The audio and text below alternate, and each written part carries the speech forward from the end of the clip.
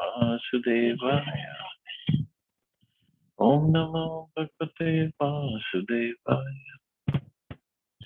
Narayana Namaskritya Ram Narottamam Devim Saraswati Vyasam Tato Jayanti Ashtapraya Shabhadresh Nityam Bhagavate Sevam Bhagavati Uttam Shloke Bhaktir Bhavati Nashtiketi. So continuing with the discussion on Srimad Bhagavatam, Canto 8, Chapter 3, Gajendra's Prayers of Surrender, text 31 onwards. So yesterday we studied how Lord Hari appeared after hearing the prayers of Gajendra. Tam tad vadartam upalabhya jagannivasah stotram nishamya vijah sah sanstuvadhi chandomayena garudena samuyamanash chakra yudho abhyagam dashru yato Gajendra. After understanding the awkward condition of Gajendra, who had offered his prayers, the Supreme Personality of Godhead Hari, who lives everywhere, appeared with the demigods who were offering prayers to him. Carrying his disc and other weapons, he appeared there on the back of his carrier Garuda with great speed, according to his desire. Thus he appeared before Gajendra. Srila Vishwanath Chakravarti Thakur specifically hints that since Gajendra was in such a difficult position and was praying for the mercy of the Supreme Personality of Godhead, the demigods who could have immediately gone to his rescue hesitated to go there. Since they considered Gajendra's prayers to be directed towards the Lord, they felt offended, and this in itself was offensive. Consequently, when the Lord went there, they also went and offered prayers to the Lord so that their offense might be excused. See, the acharyas, they have so many realizations because they fully surrendered. They are fully pure, spiritual. So they can see things, they can even understand the feelings of somebody. Like here, Vishwanath Chakravarti Thakur is saying, the demigods, they felt offended, and this in itself was offensive. Now, I don't think they talked to anybody that, oh, I felt offended that Gajendra did not pray for me, he prayed for Krishna or Hari. But Vishwanath Chakravarti Thakur could understand their feelings. And this is what they're saying. He's saying that they, because of their repentance, they also went when the Lord went, and they were offering prayers to the Lord. So anta sarasyura palena grihit arto drishtva gurutmati harim kha upata chakram utshipya sambuj karam giram aha kricharan narayana khil guru bhagwan namaste. Gajendra had been forcefully captured by the crocodile in the water and was feeling acute pain. But when he saw Narayan wielding his disc was coming in the sky on the back of Garuda, he immediately took a lotus flower in his trunk, and with great difficulty, due to his painful condition, he uttered the following words: O my Lord Narayan, Master of the universe, O Supreme Personality of Godhead, I offer my respectful obeisances unto you. The king of the elephants was so eager to see the Supreme Personality of Godhead that when he saw the Lord coming in the sky, with great pain and in a feeble voice, he offered respect to the Lord. A devotee does not consider a dangerous position to be dangerous, for in such a dangerous position, he can fervently pray to the Lord in great ecstasy. Thus, a devotee regards danger as a good opportunity. Tatyana kambam susamiksham. When a devotee is in great danger, he sees that danger to be the great mercy of the Lord, because it's an opportunity to think of the Lord very sincerely and with undiverted attention. He does not accuse the Supreme Personality of Godhead for having let his devotee fall into such a dangerous condition. Rather, he considers the dangerous condition to be due to his past misdeeds and takes it as an opportunity to pray to the Lord and offer thanks for having been given such an opportunity. When a devotee lives in this way, his salvation, his going back home, back to Godhead is guaranteed. We can see this to be true from the example of Gajendra, who anxiously prayed to the Lord and thus received an immediate chance to return home back to Godhead. So ultimately, that's a goal. How can we qualify to return home back to Godhead? Gajendra, as Prabhupada is writing, Gajendra did not. He was not sorry that, oh Lord, why did you let me down? Why did you put me in such a bad situation? Why is this crocodile eating my leg? In fact, he was praying that, Rather, let me just go back. Let me just have the liberation. I don't want to live in this material body ever again, full. That's it. So, and also, even in that position, he picked up a lotus flower and offered to the Lord. Means he was performing devotion service in whichever way he could. So this is what pleases the Lord.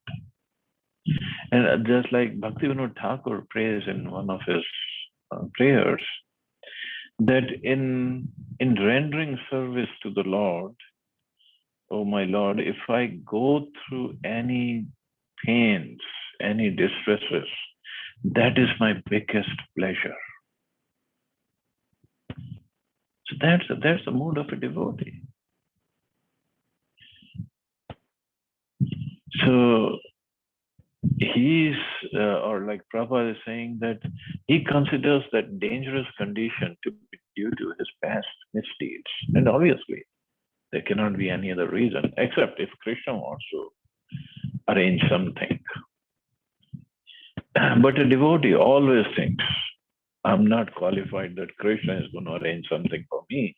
He thinks it is due to my past misdeeds. But he's still without any grudging mood, without any bad feelings. He still renders service to the Lord, offers in prayers, renders service. And that's when he gets eligible to go back home, back to Godhead. Tam viksha piditam ajaha sahasavatirya sagrahamashu sarasa kripyo jahara grahad vipatitam mukhadarina gajendram sampashyatam harim amuchud uchriyanam. Thereafter, seeing Gajendra in such an aggrieved position, the unborn Supreme Personality of Godhead, Hari, immediately got down from the back of Garuda by his causeless mercy and pulled the king of the elephants along with the crocodile out of water. Then, in the presence of all the demigods who were looking on, the Lord severed the crocodile's mouth from his body with his disc. In this way, he saved Gajendra, the king of the elephants. So both crocodile and the elephant, they were fighting, and looks like this is from Satyuga time, where they fought for 1,000 years. And Lord came and just pulled both of them out of water with one hand. And the other hand, he just sent his Sudarshan Chakra and just cut off the head of crocodile. So thus ends the third chapter of 8th canto. So we'll start 4th chapter now. 4th chapter, Gajendra returns to the spiritual world. Next one. Shri Shukuvacha Tada Devarshir Gandharva Brahmoshan Purogama Mamuchu Kusuma Saram Shansantah Karam Tadhare. Sri Shukdev Goswami said, when the Lord delivered Gajendra, king of the elephants, all the demigods, sages and Gandharvas, headed by Brahma and Shiva, praised this activity of the Supreme Personality of Godhead. and showered flowers upon both the Lord and Gajendra. It is evident from this chapter that great sages like Deval Rishi, Narad Muni, Agastya Muni will sometimes curse someone. The curse of such a personality, however, is in fact a benediction. Both the crocodile, who had been a Gandharva in his previous life, and Gajendra, who had been a king named Indradimna, were cursed, but both of them benefited. Indradimna, in his birth as an elephant, attained salvation and became a personal associate of the Lord in Vaikuntha. And the crocodile regained his status as a Gandharva. We find evidence in many places that the curse of a great saint or devotee is not a curse, but a benediction. So Prabhupada gives some insight upon what happened in the previous life. So both of them, they got cursed. So Gandharva became crocodile and King Indradimna became Gajendra. And now they both got mercy of the Supreme Lord. Nedur Dundu Bhayo Divya Gandharva Nadnutur Jaguhu Rishyashcharana Siddhas Tushtuhu Purushottamam. There was a beating of kettle drums in the heavenly planets. The inhabitants of Gandharva Loka began to dance and sing, while great sages and the inhabitants of Charan Loka and Siddha Loka offered prayers to the Supreme Personality of Godhead, Purushottama. Yoso graha savai sadhya paramascharya rup drik mukto devala shapena puhur gandharva sattamaha pranamya shirsadhisham uttam shlokam madhyayam agayat yashodhama kirtanya guna satkatham. The best of the Gandharvas, King Huhu, having been cursed by Deval Muni, had become a crocodile. Now, having been delivered by the Supreme Personality of Godhead, he assumed a very beautiful form as a Gandharva. Understanding by whose mercy this had happened, he immediately offered his respectful obeisances with his head, because the rest of the body was gone, and began chanting prayers just suitable for the transcendental Lord, the Supreme Eternal, who is worshipped by the choicest verses. The story of how the Gandharva had become a crocodile will be described later. The curse by which the Gandharva took this position was actually a blessing, not a curse. One should not be displeased when a saintly person curses someone, for his curse indirectly is a blessing. The Gandharva had the mentality of an inhabitant of the celestial planetary system. And for him to become an associate of the Supreme Lord would have taken millions of long years. However, because he was cursed by Deval Rishi, he became a crocodile, and in only one life was fortunate enough to see the Supreme Personality of Godhead face to face and be promoted to the spiritual world to become one of Lord's associates. Similarly, Gajendra was also delivered by the Supreme Personality of Godhead when he was freed from the curse of Agastya Muni. So Gandharva named King Huhu was the one who got cursed and became a crocodile. And because he was killed, first of all, he saw the Supreme Lord face to face, and he was killed by Sudarshan Chakra. So all his karmas were gone. Now he was eligible to go back to the spiritual world, to become one of the Lord's associates. And similarly, Gajendra.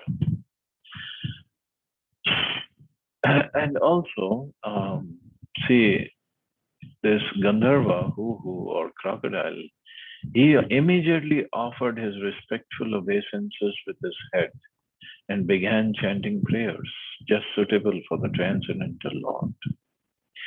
So this is also the difference between demons and devotees. No matter what, devotees are always offering prayers, always trying to serve. But the demons, if they get their head cut off, they They feel, okay, I have to take the revenge of my brother died because of Vishnu. Vishnu killed my brother. I have to kill Vishnu, this or that. They plan so many things against the Lord. But the devotees, they just start offering prayers again. Even if something seemingly, of course, wherever the Lord is, there cannot be anything negative happening. But if seemingly it's negative, we don't know the whole story or the plan of the Lord. We don't know anything. But with the faith, we just keep going, serving. And then at the right time, Krishna will reveal everything and he'll provide whatever we need for the devotion service.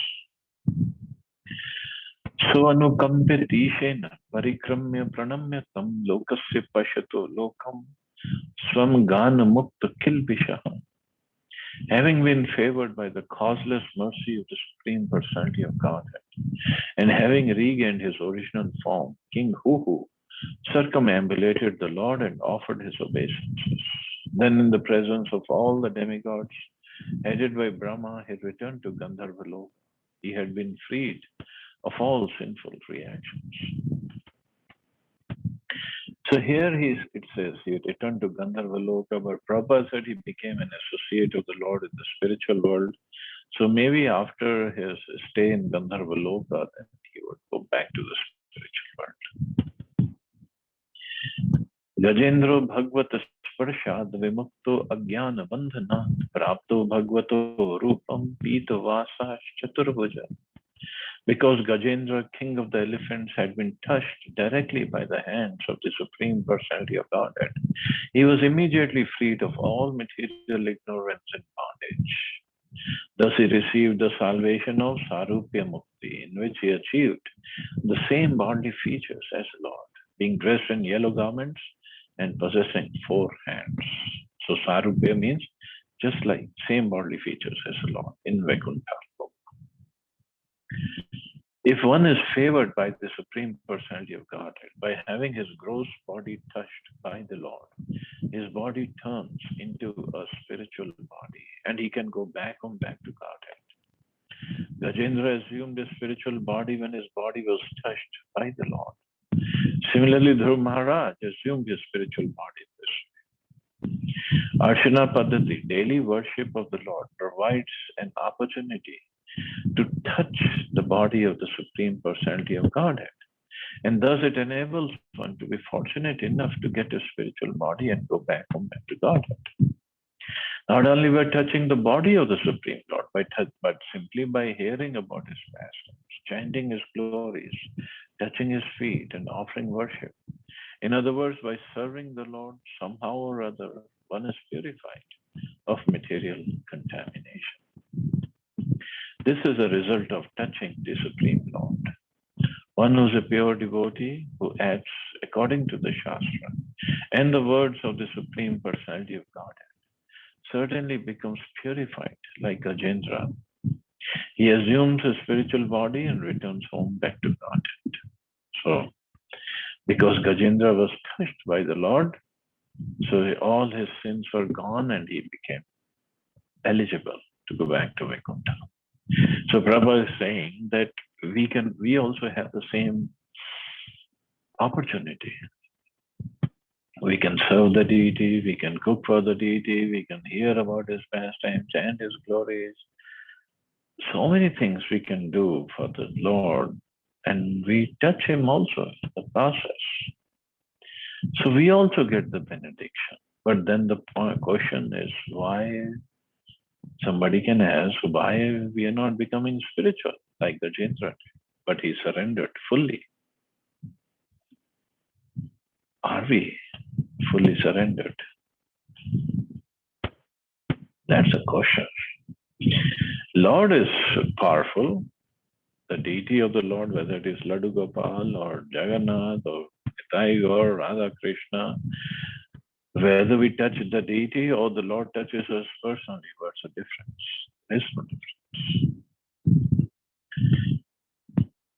So All we have to do, slowly, slowly, slowly, increase our surrender. That's all.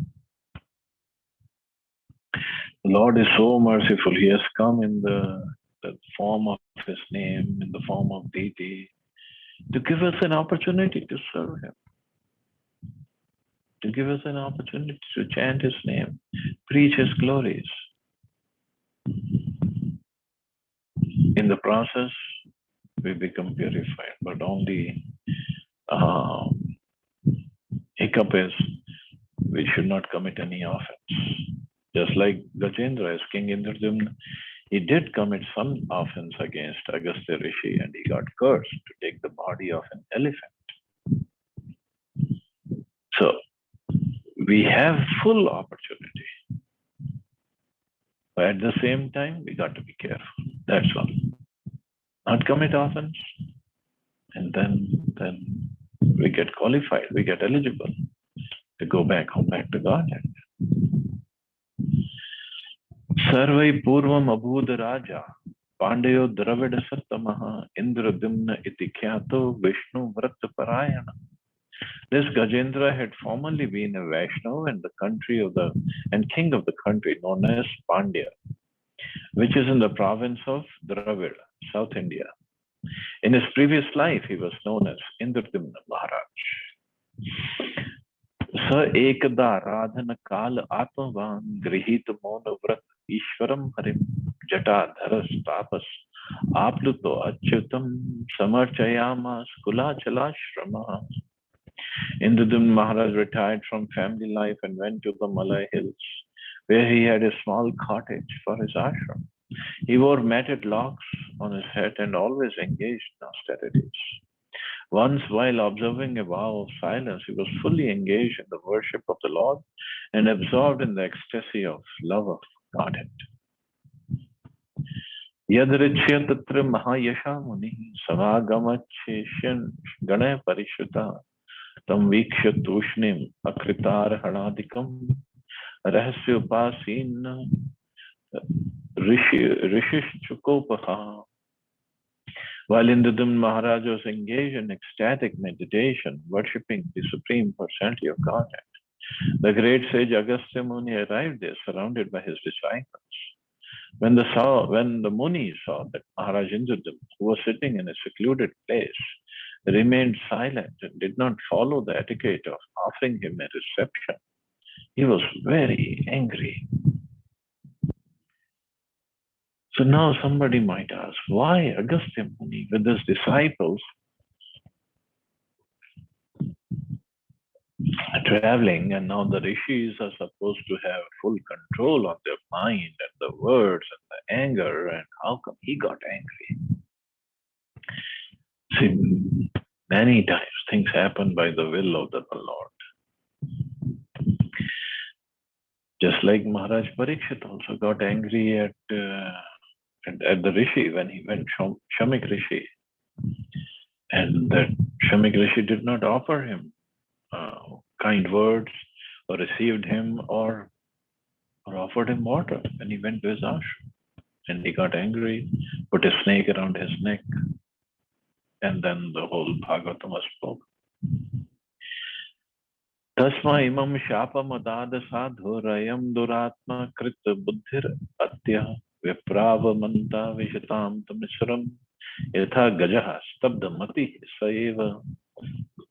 Agastya Muni then spoke this curse against the king.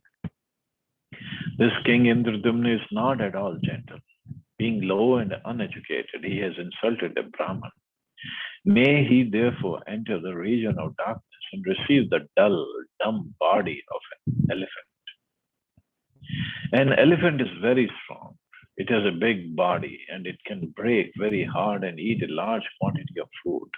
But its intelligence is not at all commensurate with its size and strength. Thus, in spite of so much bodily strength, the elephant works as a menial servant for a human being. Agastya Muni thought it wise to curse the king to become an elephant, because the powerful king did not receive Agastya Muni as one is obliged to receive a Brahman. Yet, although Agastya Muni cursed Maharaj to become an elephant, the curse was indirectly a benediction. For by undergoing one life as an elephant, Indradyumna Maharaj ended the reactions for all the sins of his previous life. Immediately after the expiry of the elephant's life, he was promoted to Vaikuntha Loka to become a personal associate of the Supreme Personality of Godhead, Narayan, in a body exactly like that of the Lord. That is called Sarupe Mukti. See, so these curses by these great sages, they basically become a catalyst for the devotee to make advancement very fast. So first of all, we should not judge anybody actually. Whether King Indradyumna became elephant and we start judging, oh, he got the body of an animal and this or that, or Bharat Maharaj became a deer. We should just stop judging what he did, what she did, what he is doing, what she is doing. Look at his situation, he's like this. Look at her situation, she's like that. As if we know everything about the Lord. We don't know even 1%. What? Forget about 1%. Even that is too much. Even 0.000000001%. We don't know even that much about the Lord. So all we have to worry about is our life, our spiritual process, our body. Where am I? But it just feels so nice. It gives us immense pleasure to judge others. And basically, we just want to pull them down to our level. Because instead of trying to make progress ourselves, we're trying to bring others down to our level so that it just feels good. But it's an offense. And it's a wastage of time. We could have invested that time in bhakti. So this Gajendra and Crocodile, they both got elevated. They both got liberated. That's the best part. So I guess we can stop here. See anybody has any questions or comments.